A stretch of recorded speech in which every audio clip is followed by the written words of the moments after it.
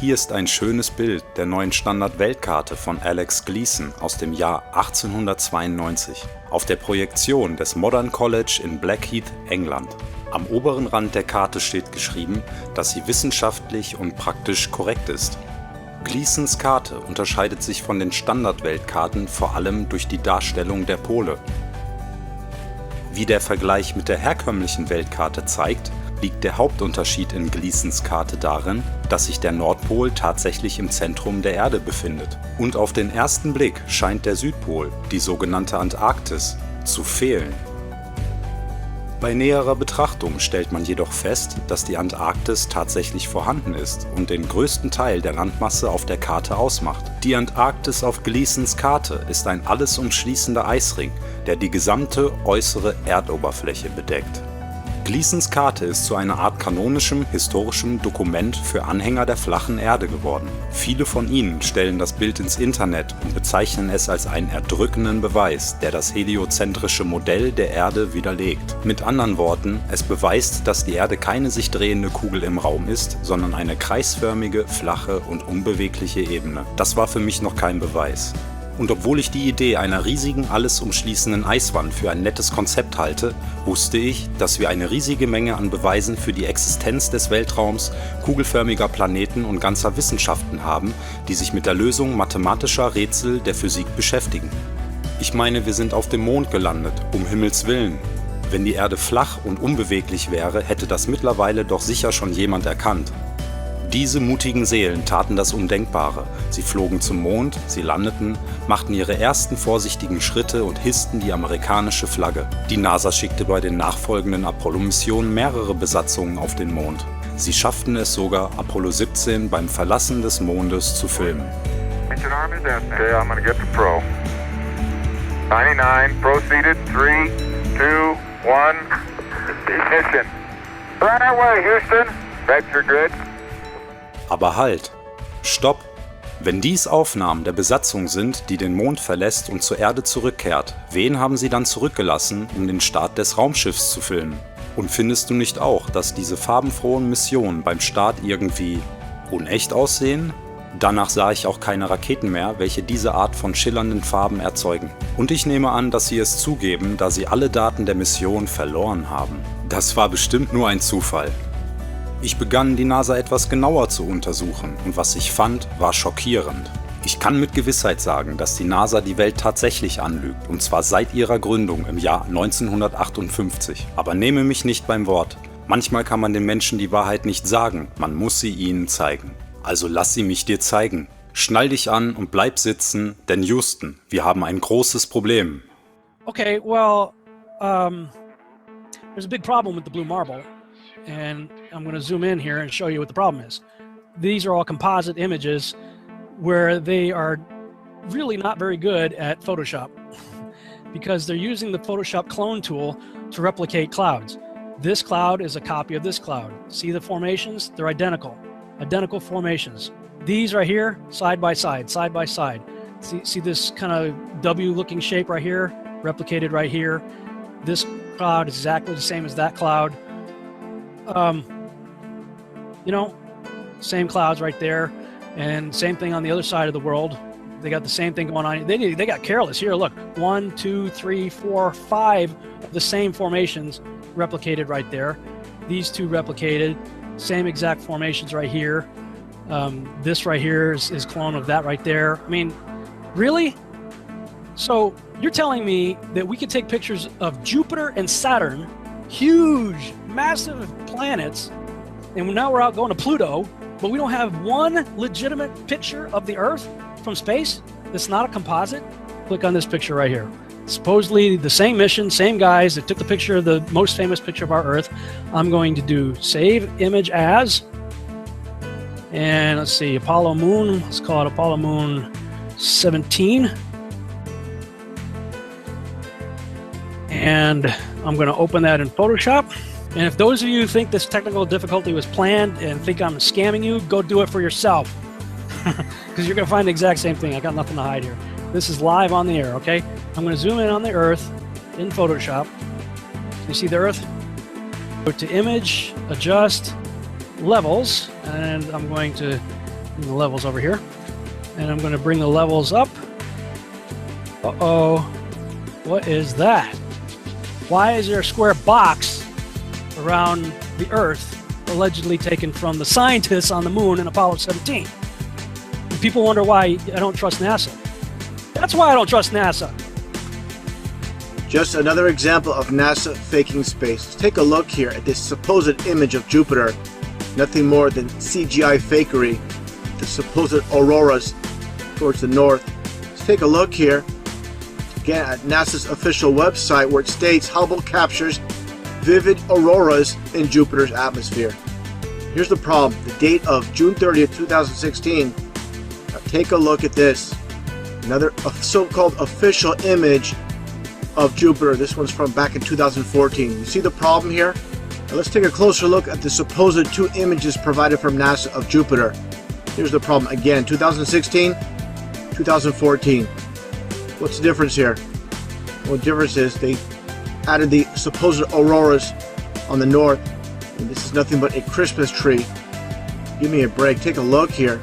I mean, all the clouds are in the same exact position.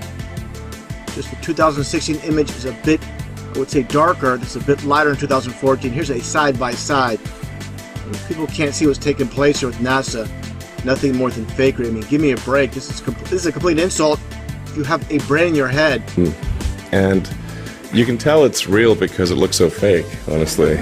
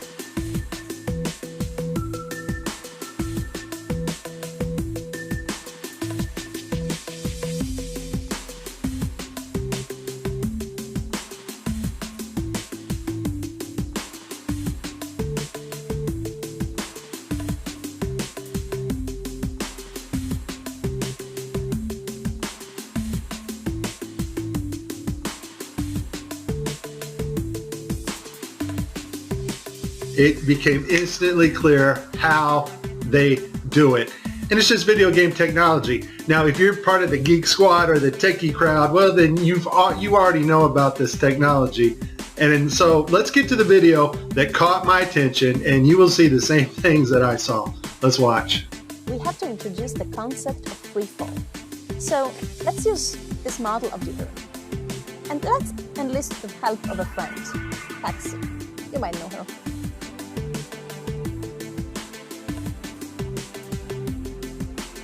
So what is significant about this video is, number one, it was live to school children.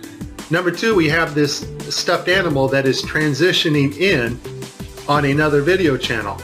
And the actor is able to reach up and grab this doll in real 3D space and manipulate this doll with their hands. And so the only way you're going to pull that off is with one technology. And that technology is virtual reality. More importantly though, something called augmented virtual reality is taking the objects in 3D space from a virtual reality world and putting them in our world on another screen, which we can see, manipulate, and touch with virtual reality contacts or glasses. In this next segment, I'm going to show you how NASA grabs objects in 3D space, rotates them around, manipulates them. They can do this with water, with cloth, anything. And the cool thing about it is we can take what they're doing, what they're seeing with their contact virtual reality augmented lenses, and put that on a separate video layer live. Yes, live. And do it all in real time. 45 minutes straight of NASA messing up the virtual reality setup. I tried to pick some clips that were obvious and some not so obvious. Show you some of the contacts. We're going to see Tim Peake with his contacts in, but these are virtual reality contacts overlaid on the eyes so actors can interact with things in 3D space, all in real time. In this next shot, we will get to see the whole arm setup and the virtual reality glove that covers all the way down the arm and hand. This allows the software to broadcast what we see video-wise as his arm in a shirt sleeve. Okay, I have a lot of Tim Peake screw-ups, but this one here, the system glitches. The software does not track his hand properly, and Tim slips his hand underneath his other fingers, which is tightly holding onto the mic, which would be impossible. I don't think this is Tim's fault. Normally, Tim always moves his other fingers up while he slides his hand under. I just think the system didn't respond to his movements here. It's virtual reality. They're wearing augmented contact lenses so that they can interact with these 3D objects. Now, in this scene, the guy on the left in the green shirt, he thinks he sees an object in 3D space that's being broadcast to him. So he grabs it and he puts it off to the side.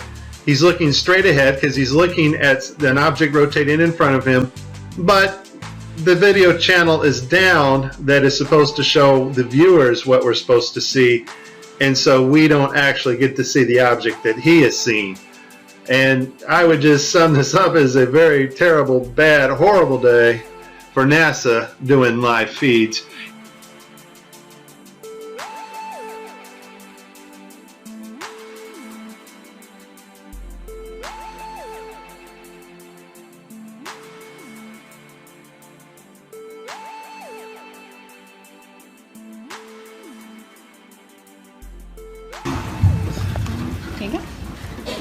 So many times during spacewalks outside the International Space Station, we can see air bubbles rising up. Can you touch on how there are air bubbles in space? Can you be more specific? Air bubbles? So yeah, like a lot of times during the footage, the NASA footage, you can see bubbles coming up out of the helmets or kind of from underneath you. How do you explain bubbles in space? Yeah, I'm not sure exactly what you're talking about. Now sometimes you get water in the helmet, and it's either from sweat or from the cooling garments. And in some of my spacewalks, I had like water in the helmet. Not like I was going to drown in the helmet, but just little bits of water probably came from sweat. Often on the outside of the space station, you'll liberate little pieces of, it's a really harsh environment out there, and the outside of the space station gets beat up pretty good. And sometimes, you'll see just little flecks of paint or something that you might have disrupted floating away from the suit. And, that's generally what that is. I've never seen any kind of air bubble anywhere. Yeah. Could it be that you're filming in an underwater pool and you're not really out there?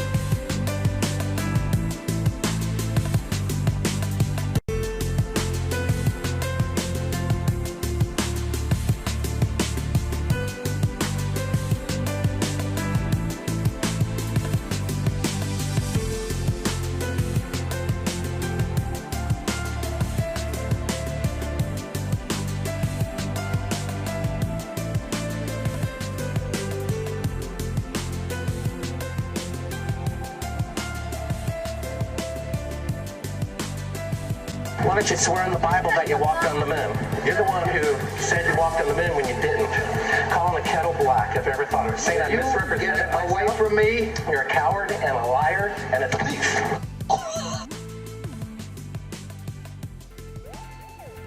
Und dann ist da noch dies.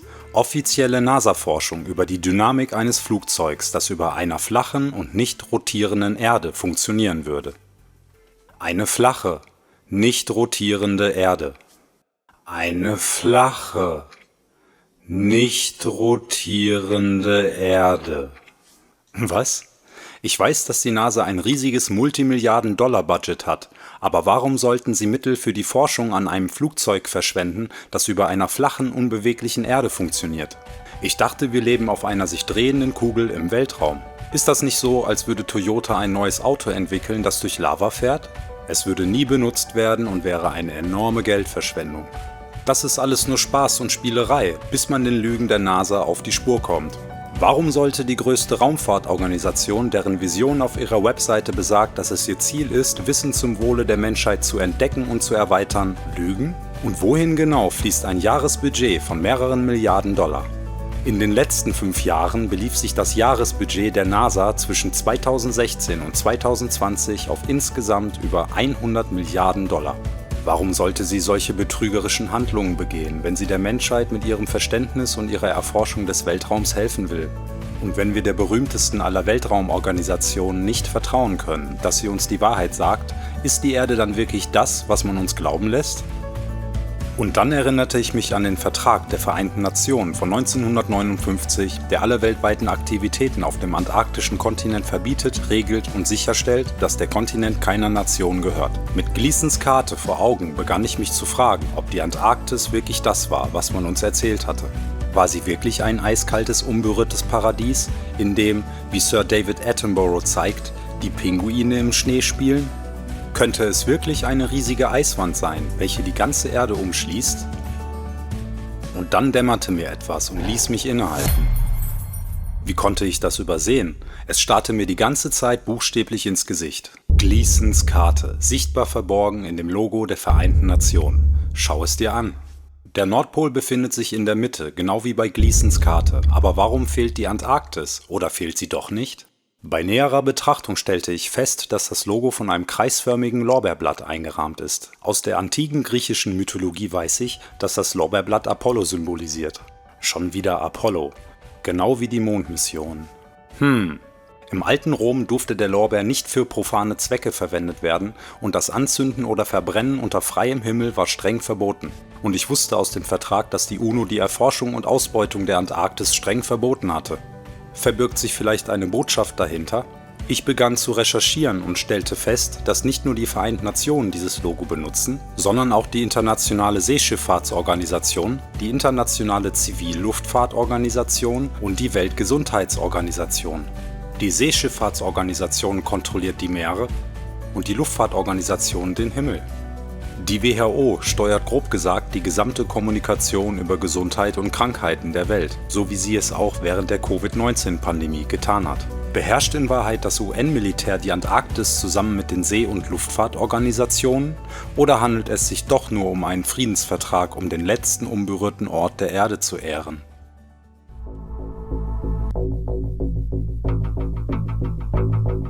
He is a Navy destroyer.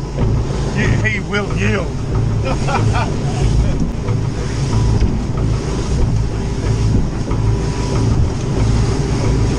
He'll be thinking, that cheeky better not cross my bow. Yeah. Stop, Josh. They take it seriously. What did they say? You got to yield. You can't just fucking. They think you're going to charge them. We don't know for sure, but we think they did say something. No, they did. They thought. They come back last call. Yeah, fucking talk to them. Actually going around. He's turning. Stop. He's turning. He is actually turning. Well, he said about the ship yesterday. No, he is turning. Fucking hell, what have we done now? It's turning, Josh. Just sit still. He's slowed down, has he? Yeah, he's really slowed down. Not that we were in trouble. It's coming to us. He's got the shits because... This is Warship Hobart, channel 16, over. 16. Yeah. Exclusion area, please report your intentions. Fishing. Who the fuck's that? We're heading to the shelf to go... just say we're out fishing, heading out fishing. No, we're just heading out fishing. Get the dinghies out, boys. They get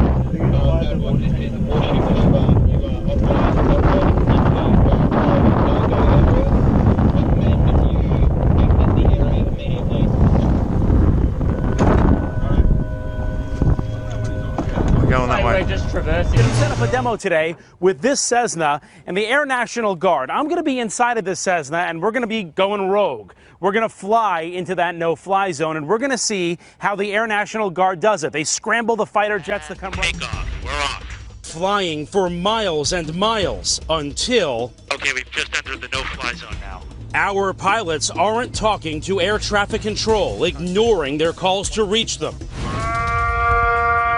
That triggers an alarm at the Air National Guard base. These fighter pilots scrambling to their jets. They're on alert and ready to take action 24 hours a day. Today, racing to their F-16s, suiting up, climbing on board, and rushing to the runway. Taking off to intercept our rogue Cessna. Reaching the target in just minutes. This is the view from the F-16. That's my Cessna right there. Intimidating as you would think it would be. Look at that fighter jet. He's right off our wing. Another F-16 swooping in on the right, calling us on aviation frequencies. You have been intercepted. If you hear this transmission, acknowledge the radio call and rock your wings. He wants us to identify ourselves. We're a rogue aircraft, remember, for this demonstration, so we're not going to respond at all and see what this fighter jet... You are ordered to turn to the northwest. The fighter jet giving us one last warning. After all of this, the pilots still won't listen. The plane won't leave the airspace. Will you shoot them down? If required, we'll execute the rules of engagement per the commander of the North American Aerospace Defense Command. And yes, we would do that. Shoot the plane down. If it meets the rules of engagement, yes, we would, to defend the airspace. Warum überwachen sie die Grenzen der Antarktis auf so kriegerische Art und Weise? Sicherlich beschützen sie nur die Pinguine und Robben, die wir so oft in Dokumentationen über den gefrorenen Planeten Erde gesehen haben. Ich weiß es nicht, wirklich sicher bin ich mir nicht mehr, denn danach bin ich über das hier gestolpert.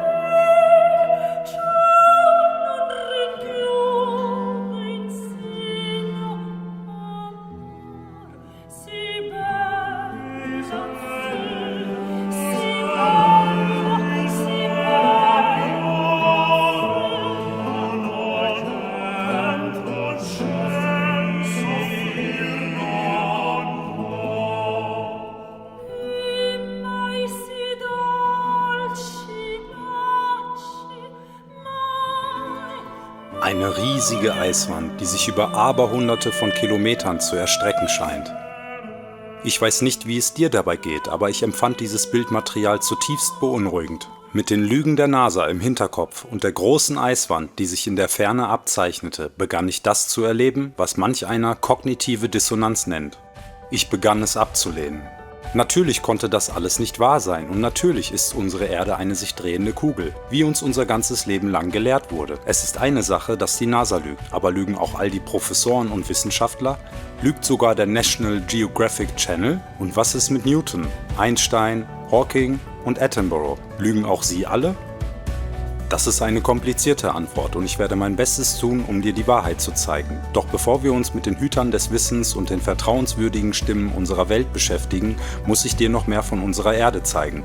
Ich möchte dich jedoch nicht jetzt schon verlieren. Komme mit mir zu Teil 3, in dem wir einige Möglichkeiten erkunden werden, wie unsere Erde als flache und stationäre Ebene funktionieren könnte.